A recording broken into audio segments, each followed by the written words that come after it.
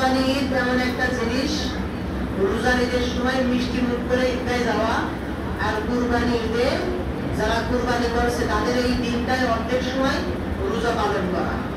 এখন ঈদের নামাজ যদি আপনি 8টায় 8:30টায় দেন, ওখানে তো আরো হুজুররা আছে, বড় বড় লিডাররা আছে, তাদের বক্তব্য দিদি লেগে যায় 9:30।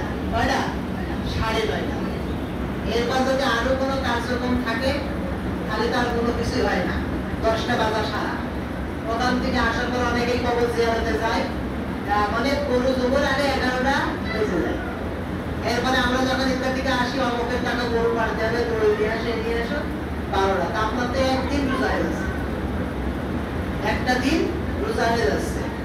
সেই হিসেবে ঈদ কুরবানি ঈদের নামাজ একটু আগে আগে দেওয়া সময়টা, কারণ যে ব্যক্তি কুরবানি অথবা নামাজ আদায় করে সে ঠিকই তার সময় মতন চলে আসে। আর যে ব্যক্তির মন মানসিকতা পৌঁছানো নয়, সে 8টা কেন 11টা দিনও যেতে পারে না। পারে বলেন? এই জন্যই কুরবানিদের নামাজ সর্বোপরি একটু আগে আগে দেওয়ার চেষ্টা করা।